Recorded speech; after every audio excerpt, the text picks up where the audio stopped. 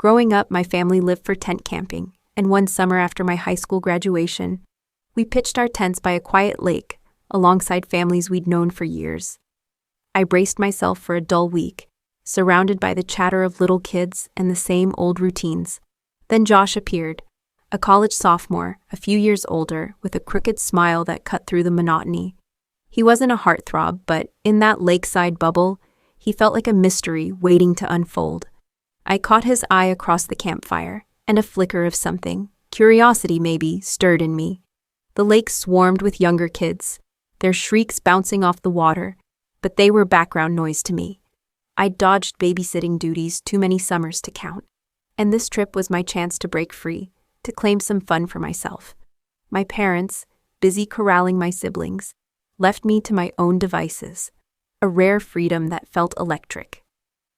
Josh lingered nearby that first day, his casual glances hinting at interest, and I wondered if he'd make a move. By dusk, the air hummed with possibility, and I couldn't shake the feeling that something was about to shift. That afternoon, my family splashed into the lake, swimming, canoeing, the usual chaos, but I drifted apart, my eyes finding Josh's more than once. Night fell, and we hatched a plan, sneaking from our tents with pounding hearts. We found a grassy patch by the water, lying back to watch the stars spill across the sky. Our whispers wove a fragile thread between us, dreams, jokes, secrets, and time slipped away. Then, just before we parted, he leaned in, his breath warm, and pressed a soft kiss to my lips. My first. My pulse raced, and I wondered, was this what falling felt like? The next day, we were a pair, orbiting each other through the hours. We swam, our arms brushing as we treaded water, canoed with shared laughter, and sat close, his shoulder warm against mine. Each glance lingered, each word carried weight. He called me beautiful, said I was special, and I floated on it, caught in a current I couldn't name. That night, after dinner, he whispered an invitation to the lake, just us. The loons sang their haunting tune, and in the dim light, his hand found mine, pulling me closer. My stomach twisted. Was this safe, or was I stepping too far? We waded in, the cool water lapping at my skin, and his fingers brushed my arm, sending a shiver through me. He tugged me nearer, his voice low, teasing, and I laughed, nervous but thrilled. Above the water, his touch stayed gentle, fingers tracing my shoulder, my hand. But below, where the shadows hid us, I felt the weight of his gaze. My heart thudded, half expecting someone to call my name from the shore. We climbed out, dripping, and sank onto a towel in a secluded spot. He pulled me close, his breath on my neck, and I teetered, drawn in, yet unsure what came next. The air cooled my damp skin, and when I shivered, he paused, his eyes searching mine. I murmured we should stop, my voice trembling, and he pressed, softly, insistently, but my instincts screamed caution. Reluctantly, he walked me back, his steps slow, his words tugging at me to stay. I slipped into my tent, his touch still a ghost on my skin, and doubt crept in. On the way, he'd extracted a promise. Tomorrow, our last night. I wouldn't stop him, no matter what. I'd nodded, dazed, my word a chain I always kept. But as I lay there, I wondered, what had I bound myself to? Morning broke, and we wandered into the woods, his hand brushing mine as we walked. At quiet bends in the trail, he'd pull me close, his lips soft against mine, his fingers grazing my back through my shirt. Each touch sparked something, a flutter, a question, and I leaned into it, unsure where the line was. My body buzzed all day, a steady hum I couldn't shake, and his knowing smile only deepened it. That night, as our families laughed by the campfire, we slipped away, paddling a canoe across the lake. My pulse hammered as we reached the far shore, where a sleeping bag waited in the shadows. He'd planned this, and I wasn't ready to guess how far it would go. We stepped onto the shore, the moonlight faint, and he pulled me into a kiss, slow, deliberate. My jacket fell away, then his, and we stood there, close, the night wrapping around us.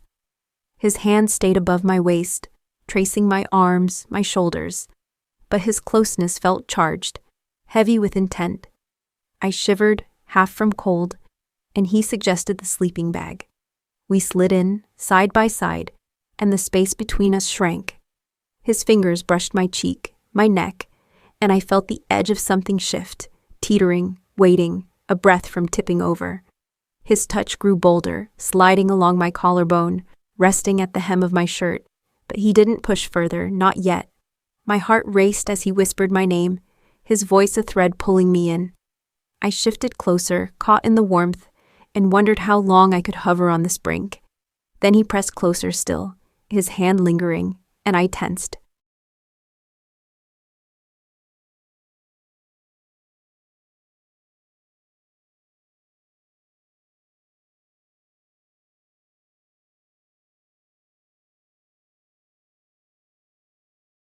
I whispered we should stop, but he reminded me of my promise, his tone firm yet coaxing. I hesitated, trapped by my own word, and nodded faintly. He smiled, triumphant, and I braced myself. What came next? We stayed tangled in the sleeping bag, his hands roaming my back, my arms, each touch a question I didn't know how to answer.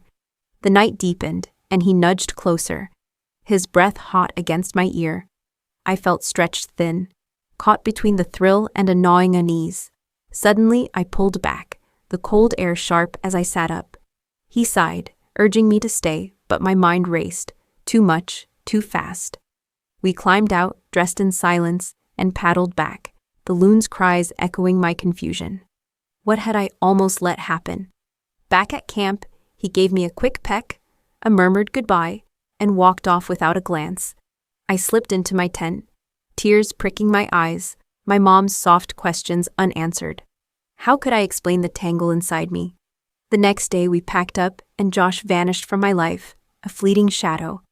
I didn't fall apart, didn't lose myself, but the nearness of it lingered. A shiver of what might have been. I'd escaped, but the weight of that promise stayed, a lesson in my own limits. That lake, once a sanctuary, turned into a memory laced with tension. Of a girl testing her edges, of a boy who pushed too far. Josh hadn't taken everything, but he'd left a mark, a caution burned into me. I carried on, wary of closeness for a while, guarding what I'd almost given away. The stars, the water, the loons, they all whispered back that night, a reminder of how close I'd danced to losing my footing. Days later, replaying it, I saw the tease for what it was, his charm a lure, my promise a trap. I'd held my ground just, but the suspense of those nights still haunted me. What if I hadn't stopped? The question hung there, unanswered, as I packed away the summer. I'd survived, wiser, but the echo of his touch, of that almost, stayed sharp, a thread I'd never fully untangle.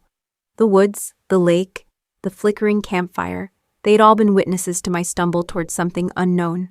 I didn't break, didn't fall, but I felt the pull, the danger of it.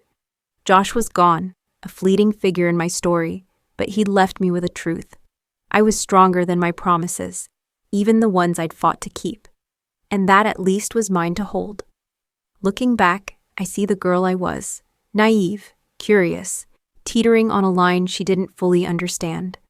The suspense of those nights, the tease of his words, had nearly undone me. But I'd stepped back, reclaimed myself, and the lake faded into memory, a place where I'd learned to say no, even when my voice shook. That was my victory, quiet but sure.